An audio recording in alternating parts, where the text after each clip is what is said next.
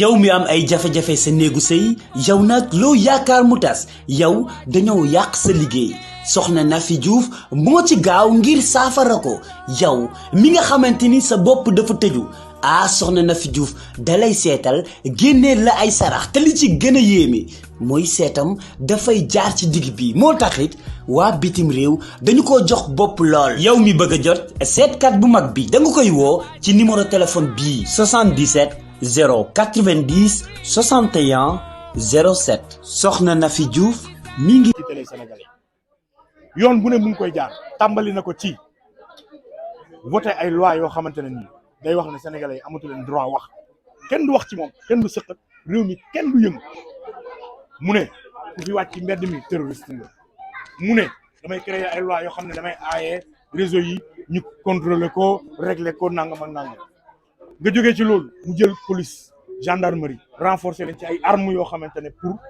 xoqatal la pas ci ay armes yoo xam ne pour protéger askan bi mais pour noot askan bi dóor askan bi yu mel ne que ay gaz ak xeet googu noonu recruter ñu bëri ba boole ci ay nervi ñoo xamante ne nii ay gros bras lañ du ma ne ay mbër mais ñu am doole lañ teg leen ci mbedd mi jox leen ay jaase ki yat ñu jàpp askan bi di leen dóor di leen xoqatal bu ñu weesoo loolu Sénégal yëpp ñun ñëpp ñoo constaté ndoo ne ni ki démb li ñu def nga gis benn policier boo xamante ne nii jàpp oto jàmbur yi di toj jàpp nit ñi di dóor ngeen gis ay oto yuy foncé ci kaw ay citoyens sénégalais gis nañ sax oto police bi mbëkk ay oto pour mën a jàll dem lu nañ gis ko ci ay violence te mënoon naa ñàkk ci bu ñu bàyyi woon Ousmane Sonko mu jàll yoon bi mu bëgg a jaar dem nañu bàyyee Mame Mbaye Niang mu jaar ca yoon ba mu bëgg a jaar dem Mame Mbaye Niang jóge na këram dem na tribunal génn na tribunal def na déclaration am ñibbi na këram dara dalu ko dara fekk ko gendarme topp ko lu nuroog te ni topp ko waaye Ousmane Sonko buñ ne suba lañu lay dem ñu tëj waa koñ ba xanaa waa koñ Ousmane Sonko ñoom waa koñu Mame Mbaye Niang ñoo leen gën xanaa waa koñ bi duñ leen xalaat foofu am na ay école am na ay hôpital am na ay pharmacie am na yeneen ak yeneen am na ay citoyen am na ay nit ñu indi téye ko boo gisee ne yow kii bu waree wuy ji nee ngeen da ngeen bëgg def procès bi mais def procès bi yomb na Ousmane Sonko day dem ay nitam dañuy ànd ak moom te bàyyi leen la ñu dem heure bu ñu yeggee tribunal ngeen def procès bi loolu la bëgg yoon boobu la tànn citoyen la am na ci droit baleen ko mu dem heure bi mu bëgg a dem ak na muy demee leneen la ci topp lépp lu leen ci munti def lépp lu leen ci rax mu indi coow la ak coono teg Sénégalais yi fitna économie bi taxaw kenn liggéeyul kenn nangu loolu la ñu wax ne procès boobu dañ cee sonn donc le 30 loolu du fi am Macky say kaddu laa lay jëlal li nga ne woon du fi amati loolu dootu fi amaat ci yëngal national lañ jëm ak yow xamal la ne nag droit yi dootoo ko bafouwaat une troisième fois donc kooku Sénégal yëpp lañ ciy woo ñun soyons prêts ñu xam ne kii ñu am en face parewul pour dellu ginnaaw parewul pour bàyyi waaye ñoo ko gën a pare. seeti nañ ko gis nañ nit ku sonn gis nañ koo xam ne wér-gu-yaramam laal nañ mënumaa sori trop nag ca poson bañ ko sotti xam nga xaw ma ban xeetu poson la parce que du ma scientifique xaw ma lan la mais li ma xam daal ba xam ko mooy gis naa nit bu sonn nit bu fatigué mais nit bu pare aussi pour xeex nit bu déterminé waaw di wax rek ne neexul ci xol c'est déplorable gis nañ ko Sénégalais constaté nañ ko looloo waral ñun tamit ñu jóg parce que en tant que démocrate mënuñu wéy di seetaan ci lii muy continuer procès nag moom procès la ñun ñëpp loolu la ñuy wax procès la ñaar nit ñu jote dem ci fu mbaxane doone benn loolu c'est normal et c'est légitime mais ca demin ba buñ ci laax dara te ci demin ba la ñëpp ñaawlu ci demin ba la ñu fokkati tooñ ak doomu jàmbur loolu la ñuy wax buñ ko seetaan ci mbedd mi comme tous les Sénégalais su nekkee ne lii ñuy def arrêté wuñ ko ñëpp incha allahu rabbi.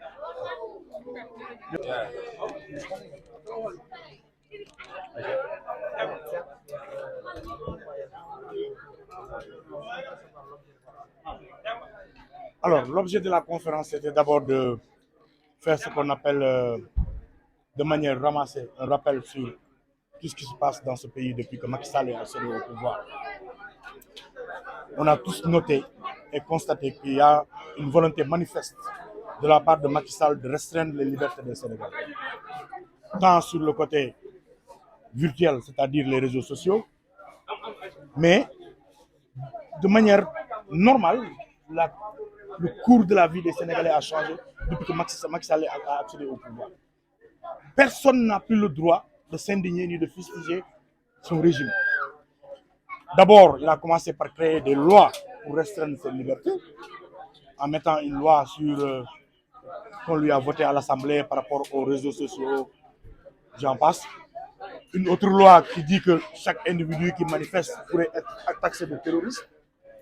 Mais surtout, nos forces de défense et de sécurité sont utilisées à tort et à travers pour juste réprimer, tabasser, brutaliser,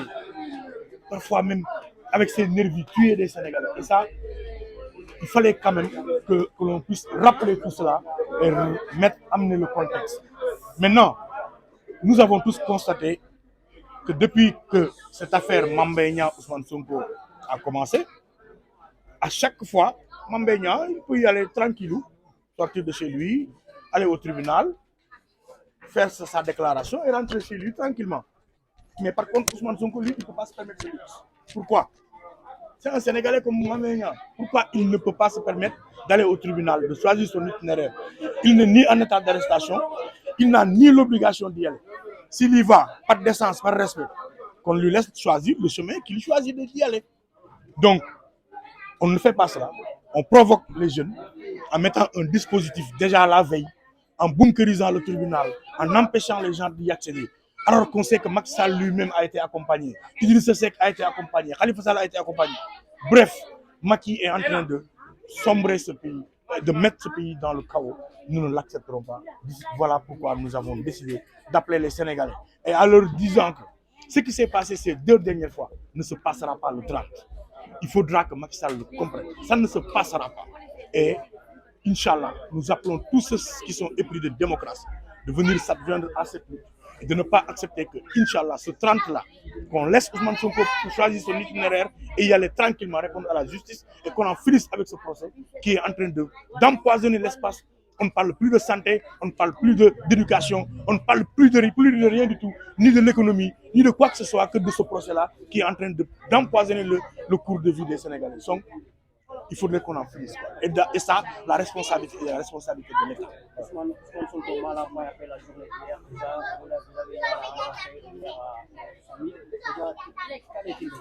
On a vu une personne très fatiguée, très affectée, très touchée, mais qui reste fort. Voilà, qui reste fort. Voilà tout ce que je peux dire par rapport à cela. Je ne peux pas beaucoup m'aventurer là-dessus parce que je ne comprends pas, je ne suis pas scientifique ni laborantin pour édifier sur le liquide. Tout ce que je sais, c'est qu'ils sont en train de faire des examens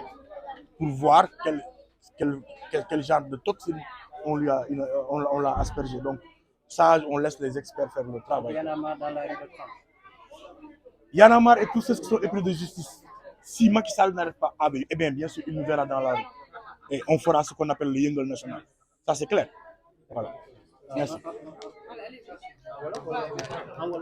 waaw dañoo seetlu ne bi Macky Sall ñëwee jël nguur gi ba léegi li muy def mooy suba ba ngoon jot di xool naka lay. jàmm ci diggante Ousmane Sonko ak président Macky Sall naka ngeen gisee taxawaay boobee bi ci mujj mooy taxawaayu société civile au niveau du Sénégal parce que ñu bëri jàpp nañ ne vous êtes anti pouvoir da ngeen def la promotion bi nga xam ne rek mooy opposition ngeen bokk ban taxawaay ngeen gis wala ban jàng ngeen am ci loolu jërëjëf.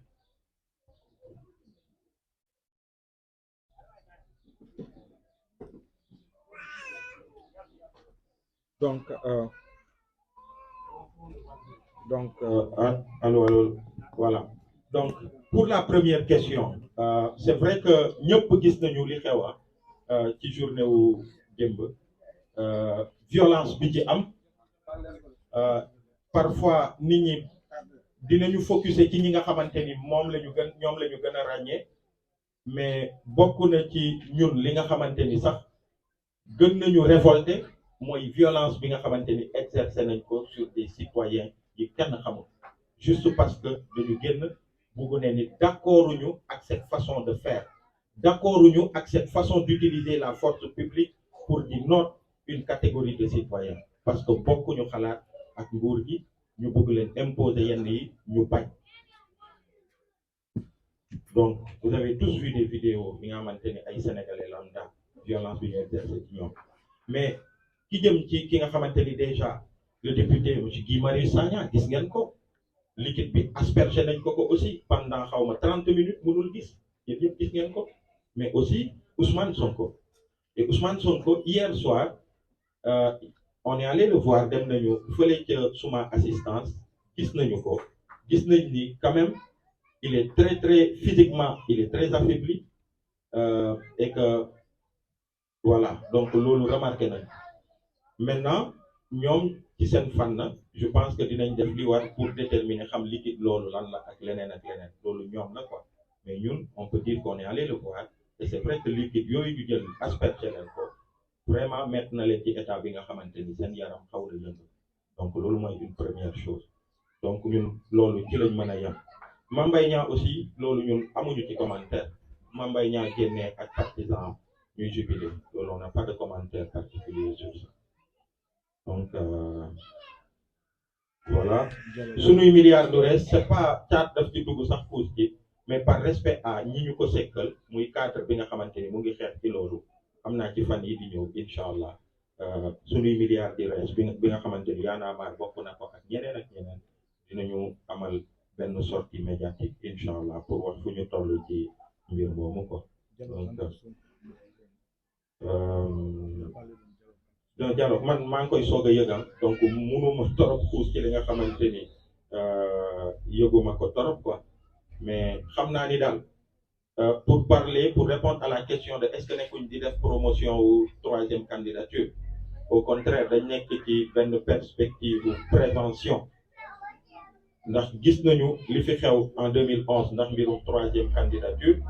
gis nañu troisième candidature njeexital yi muy am ci yenn réewu Afrique yi buggaluñ ko Sénégal point léegi nag il faut être aveugle pour ne pas voir que président Macky Sall ak ñi mu àndal moom naam waxagu ci mais de plus en plus ñu ngi gis ñenn ñi nga xamante ni am nañu taxawaay bu am solo ci nguur gi ñuy am yiñ ciy wax notamment le ministre Ismaïla Madior Fall ak ñeneen te waxut dara pour leur dissuader donc loolu tey na xel et de plus en plus on avance ñu ngi gis moo tax ñu jàpp ni loolu on doit barrer la route à cela pour que mu tàkk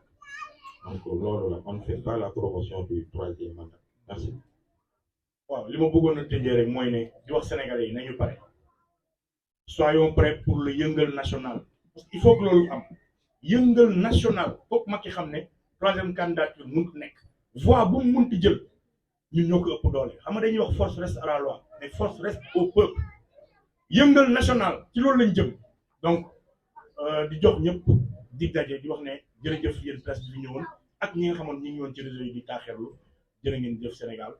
force reste au peuple jërë ngeen jëf. Parce que vous rejetez aussi le contexte du troisième mandat. Est-ce que vous pouvez nous donner votre plan de lutte contre tout ce qui s'est passé jusqu'aux élections prochaines? Merci. Est-ce qu'il y a d'autres questions?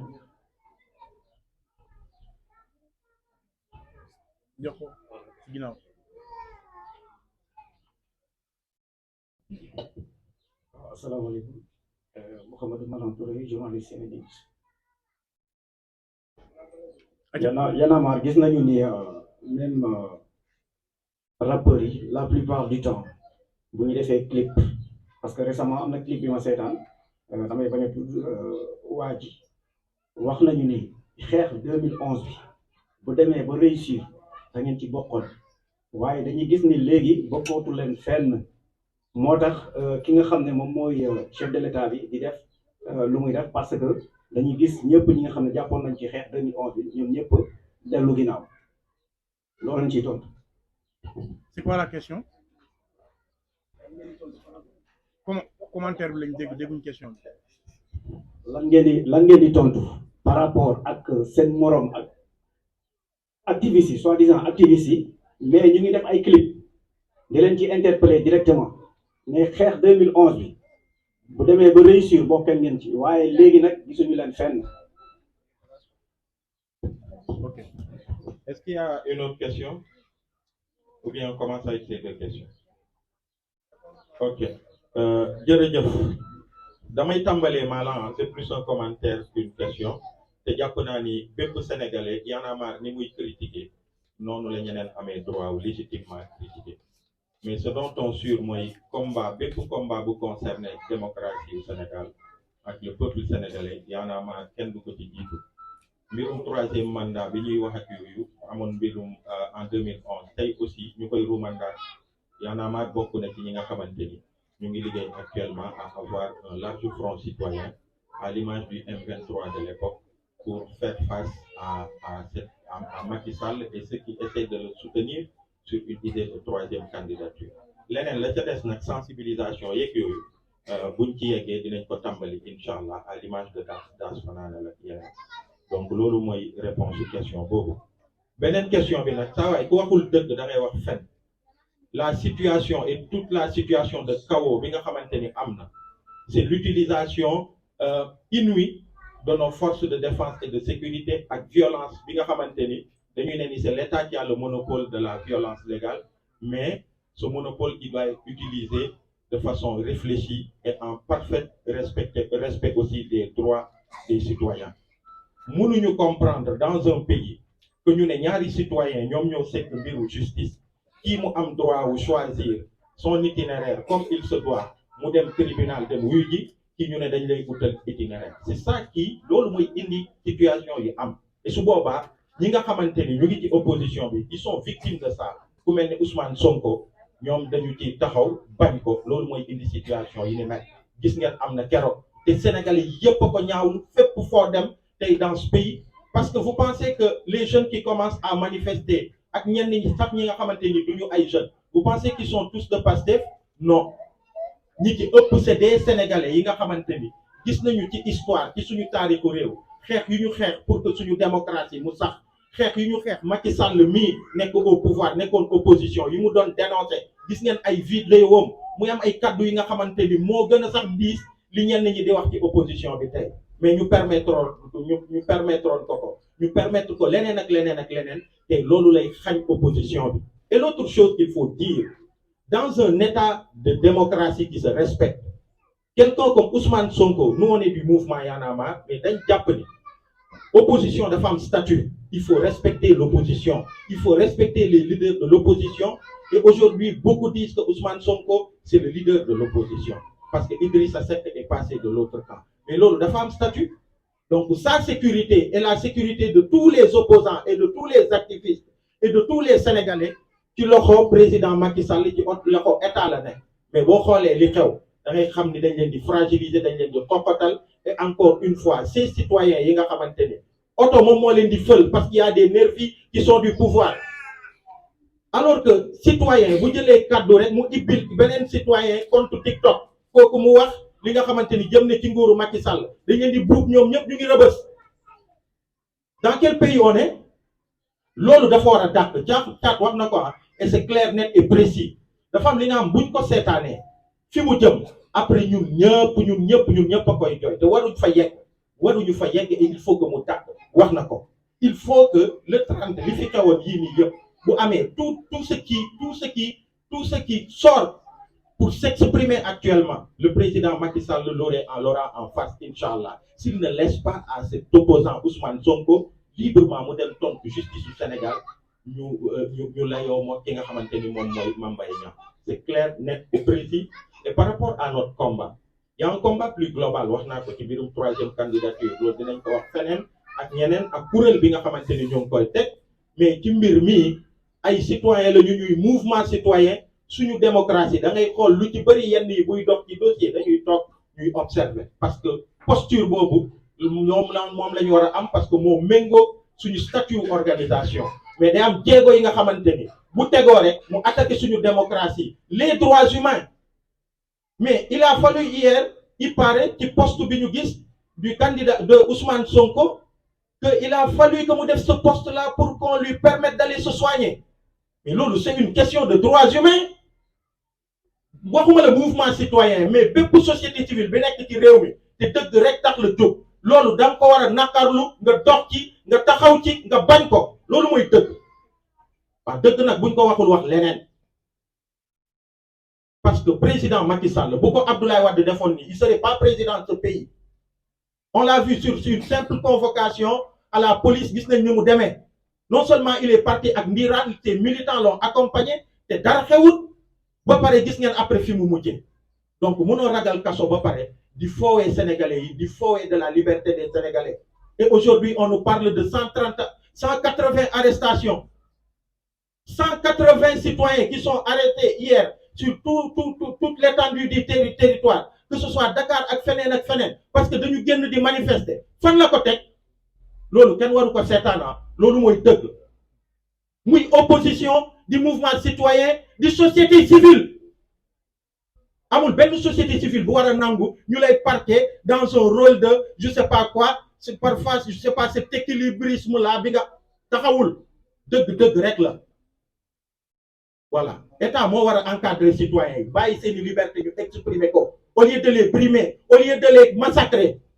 Donc loolu bu fi waree amati su boobaa ce n'est plus du ay Ousmane Sonko ak yooyu rôle cat wax na ko mooy dëgg suñu démocratie jaral nañu lu ne. Et on met en garde tout le monde. Ñu ngi mettre en garde aussi kilifa diine am na solo trop parce que man je suis très bien placé pour parler de ça. Gis nañ fi événement au mars yi kenn bëggul mu am fi événement au mars yi nii la commencé après ñëpp ci dugg bépp sénégalais bi nga xamante ni démocratie moo la taxoon jug nga taxaw te gis ngeen fi mu mujjee. Et on a vu à un moment ñu yegg fi nga xamante ni Sénégal nekk ci benn fil bi muy dox mu war a basculer suñu kilifa diine woote. Mu yebal ay ndaw man bokkoon naa ci ñi leen recevoir waxtaan ak ñoom ñi àndoon ñëpp ci M2D ñu nangu ñu may kilifa gi loolu mais avec des conditions sur la libération de ñi ñu téye woon moor yi amoon que la lumière soit faite ak yeneen Macky Sall jël ci engagement fan la mujj. Et l'impression qu'on a eu maintenant c'est qu'on nous a lié les mains pour que Macky Sall di ñu dóor. Donc on met aussi suñuy kilifa diine ñu ngi leen di ñaan parce que c'est le moment de parler à Macky Sall pendant qu'il est encore temps parce que yii nii mu nekk di teg comme acte mënul wéy et bépp sénégalais bi nga xamante ni jàpp nga ni pour la mémoire de tous ces martyrs de notre démocratie à un moment taxaw nañu ba ñu seeni bakkan rot ci xeetu démocratie ba ci ñi ci gën a mujj dañu war a taxaw pendant qu'il est encore temps. C'est ça la posture de Y'en a marre, c'est ça le discours de Y'en a marre en tant que mouvement citoyen bi ñu doon. Voilà, jërëjëf. su ma amee lu ma ci dolli rek mooy Aliou wax na ko 180 arrestations 54 morts depuis 2012 depuis 2009 ci ay répression amul kenn kuñ ci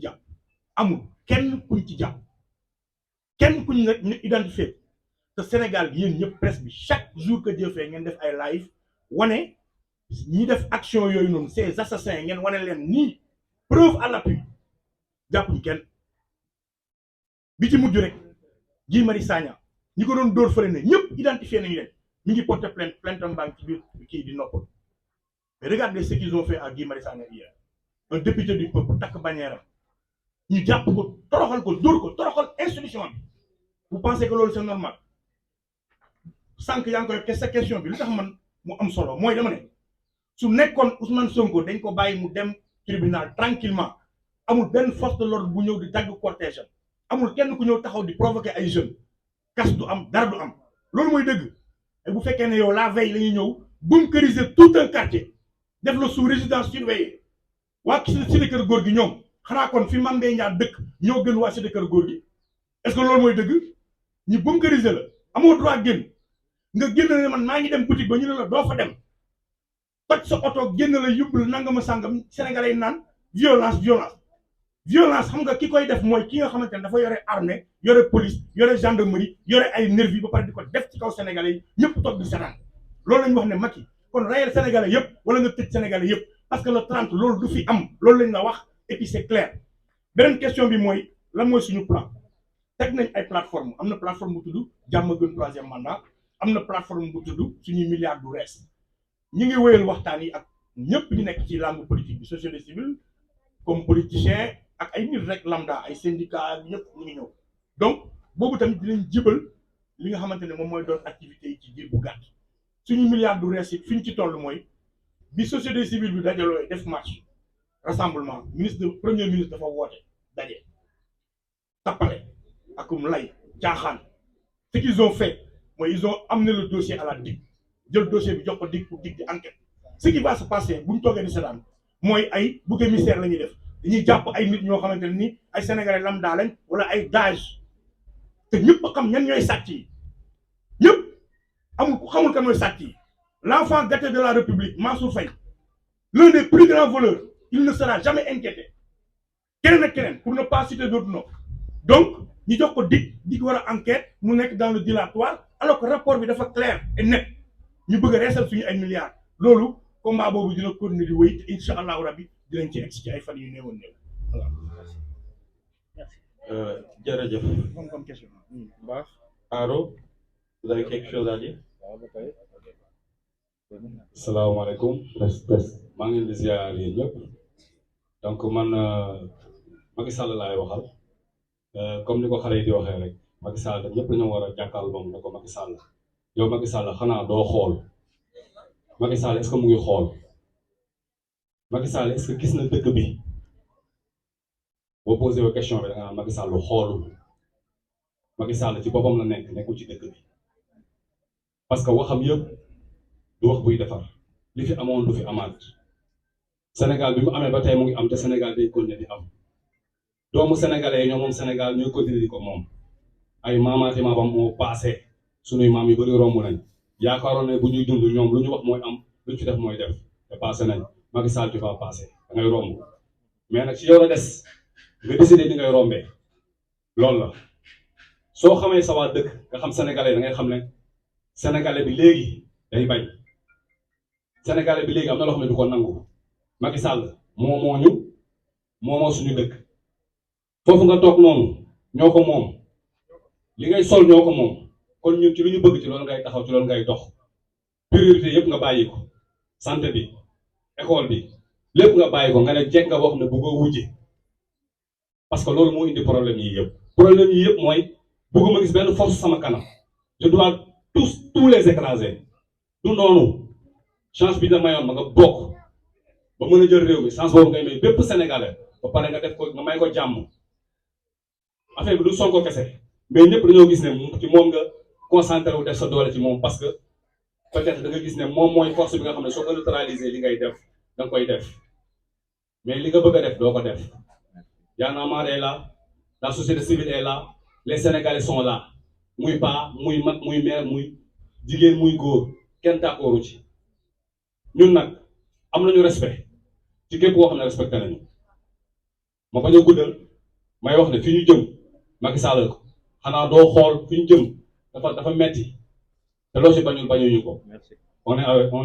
est en face de toi yaa ngi ñuy gis ñu ngi lay gis nañ ci dem. alors oui salaamaaleykum maa ngi nuyu assistance bi yëpp. maa ngi nuyu sama grand Thiat. donc ñaari question rek laa amoon. c'est comment c'est Gallo Univers Info. Gallo Sow Univers Info.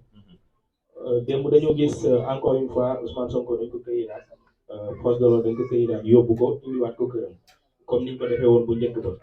ñuy wax que ni dafa am loo xamante ne dañ ko piis wala dañ ko sotti loo xam dina am njeexital ci wér-gu-yaramam donc yéen loolu bu fekkee c'est avéré ban taxawaay la si Y'en a marre di am. deuxième question bi muy li nga xamante ni mooy convocation bi am ci diggante Mame Mbaye Niang ak Ousmane Sonko dañu gis ni heure bu procès bi buñ ko ajaatee rek Mame Mbaye Niang buy ñibbi ak i ñoñam dañuy mel ni ñuy jubila dañuy kontaan ci loolu est-ce qu'il devait être fier de ça moom mi nga xamante ni ministre la ba pare nekk koo xamante ni dañ koy tudd ci mbirum guerre te mbir mi leeragul merci beaucoup. jërëjëf merci beaucoup. Dernière question, oui. Salaamaaleykum. C'est comment? C'est Bamba, Univers Public et 7. Bamba. Apparemment, j'avais 3 questions. Ben bi sax je pense que Thiat xaw na ko brossé. C'est par rapport ak suñu ay millions du reste. Fan la jéego bi toll ak waxtaan yi nga xam ne jotoon nga enclenché avec ki nga xam ne rek moo di premier ministre. te beneen bi mooy est-ce que jàpp nañu yéen dina nekk def la promotion du 3e candidature du président de la République parce que dégg nga ko mu wax que ne dina def wala du def beneen bi mooy par rapport